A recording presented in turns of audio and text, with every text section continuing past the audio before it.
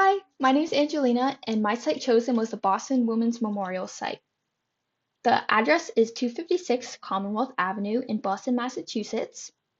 I was accompanied by two of my friends, Carrie and Rebecca, and we went on November 2nd around 11 a.m. It was very cloudy and windy that day, and it was about 50-ish degrees Fahrenheit.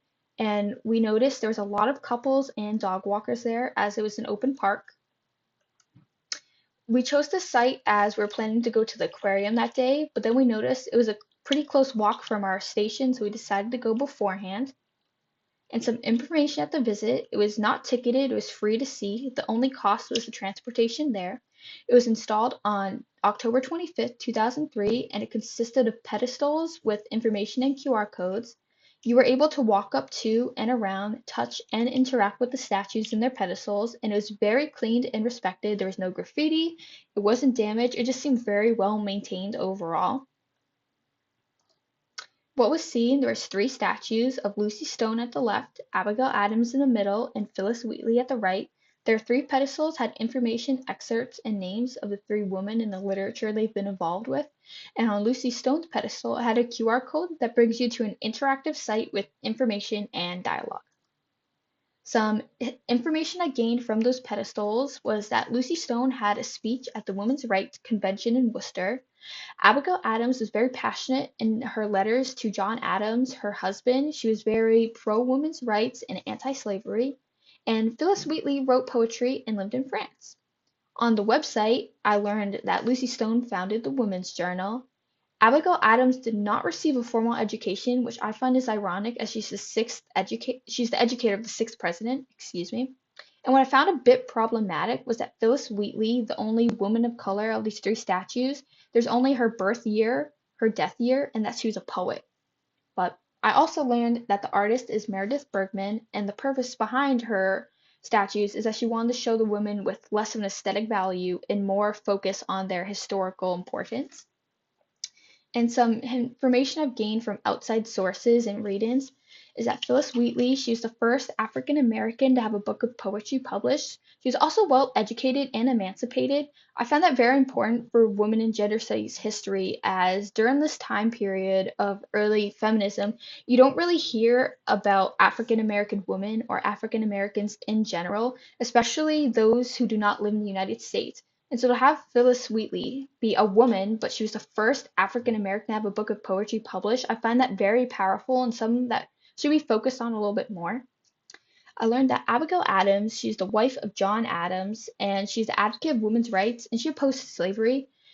And I find this important for women in gender studies history, and also a connection to the three waves of feminism, because as we've learned, the first wave of feminism excluded and racialized a lot of women of color. But I feel like that doesn't include some feminists at the time who did not really think that way, such as Abigail Adams, as she was a huge just advocate for women's rights and she opposed slavery. And Lucy Stone, she got a higher education and she worked for the Anti-Slavery Society, and she was one of the first women to go against the private sphere.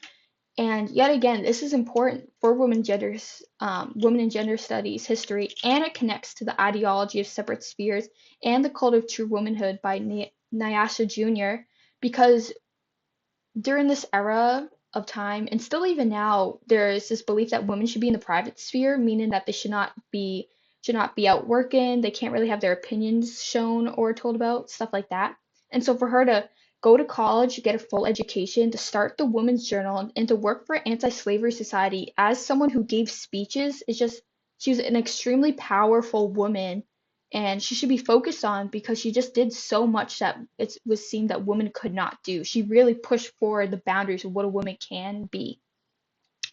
And from theorizing difference from multiracial feminism, this was my peer-reviewed secondary source by Maxine Bakazin and Bonnie Thornton Dill. I find this quote from this article: "We affirm the existence of nothing but difference," to really sum up what women in gender studies is and what I've taken from it, because we've just learned about how historically in so many different situations and even now there are people from all sorts of groups trying to just create all these differences from just anything. Like they'll just pull stuff from reality to make these differences to divide us. And it's just like it really makes you think, why are these divisions? Like where did they come from? What are they doing? What are their purpose? Like it really summarizes what we've learned.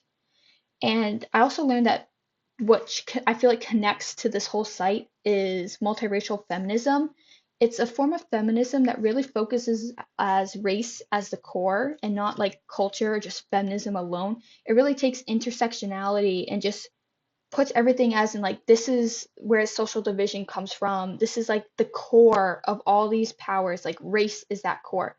And so I find that really like for women in gender studies, like this really focuses in on what we've been learning.